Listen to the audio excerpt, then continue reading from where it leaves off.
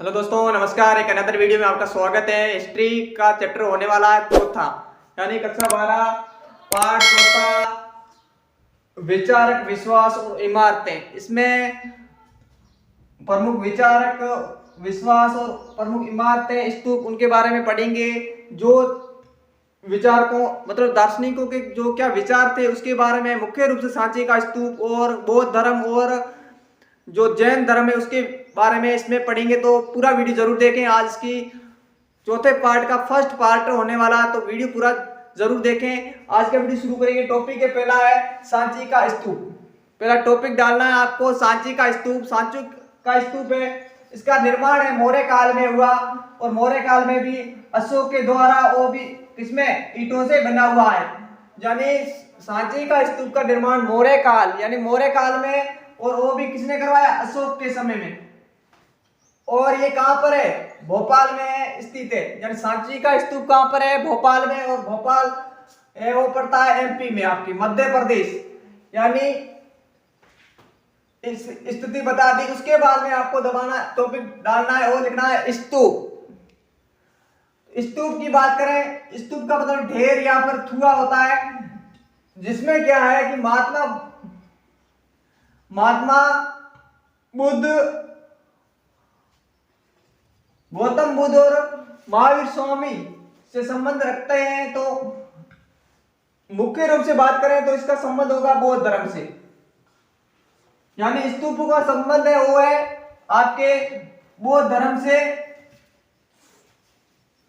और आगे देखें, टॉपिक डालना है आपको 19वीं सदी में यूरोपियों ने जो तोरण द्वार था उसको ले जाने की कोशिश की। यानी जो तोरण द्वार है फ्रांस और अंग्रेजों, फ्रांसीसी और अंग्रेजों ने क्या किया? तोरण द्वार था उसको अपने देश में ले जाने की कोशिश की, लेकिन यहां पर ले जाने के लिए से पहले इन्होंने क्या किया?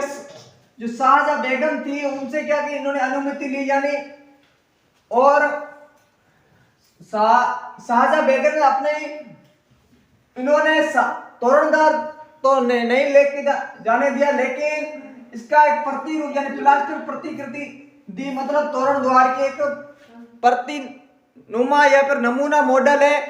किनको दिया? अंग्रेजों को। और तोरण द्वार, जिससे क्या हुआ कि तोरण द्वार भारत में रह गया और इनको सिर्फ एक प्लास्टर प्रतिकृति यानी एक नमूना मॉडल ही मिला अंग्रेज और फ्रांसीसियों को। आगे बात करें तो शाहजहां बेगम, इनकी उत्तराधिकारी बनी सुल्तान जहां बेगम। उसके बाद में देखें तो शाहजहां बेगम, उनकी उत्तराधिकारी बनी सुल्तान जहां बेगम।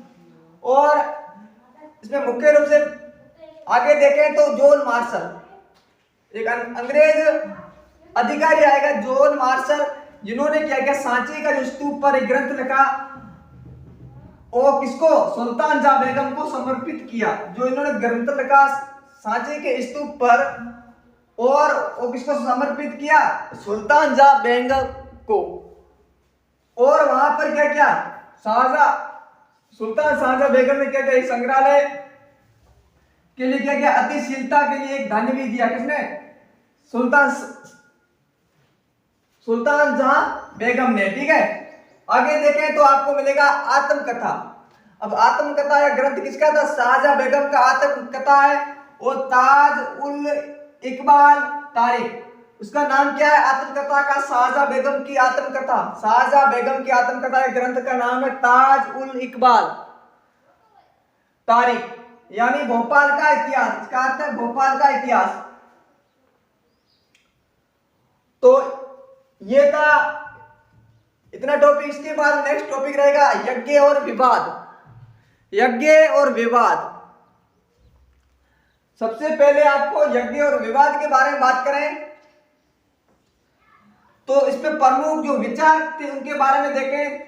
यज्ञ और विवाद, उसमें पहला टॉपिक है प्रमुख विचारक। प्रमुख विचारक, चिंतक, दार्शनिक कौन थे इसमें बात करें। जैसे कि ईरान का था ज़रथुस्त्र, विचारक, चिंतक था, दार्शनिक था, वो था ईरान का ज़रथुस्त्र। और चीन के थे फुंगतंशी, और यूनान का था सुकरात और अरस्तु और प्लेटो इत्यादि। और भारत में बात करें विचारकों की, वो था महात्मा बुद्ध। और महावीर स्वामी, आगे लिखना है महावीर स्वामी। और आगे देखें तो आपको लिखना है कि ये 64 जो ये भारत में 64 समुद्रों का उद्भव है, लगभग 600 ईसा पूर्व से 600 ईस्वी के मध्य हुआ। ये भी आपको ध्यान में रखना चाहिए। तो इस प्रकार से ये था। आगे टॉपिक है आपका यज्ञों की परंपरा। यज्ञों की परंपरा के विषय में आप कंटिन्यू क्लास देखें। कोई नए हैं तो प्लीज चैनल को सब्सक्राइब जरूर कीजिए और बेल आइकन का घंटा दबाना ना भूलिएगा, जिससे कि आने वाले वीडियो का नोटिफिकेशन मिलेगा। लाइक शेयर कमेंट भी करते रहिएगा। और आगे टॉपिक है यज्ञों की परंपरा की विषय के बारे में बात करें तो बने रहिए वीडियो के साथ।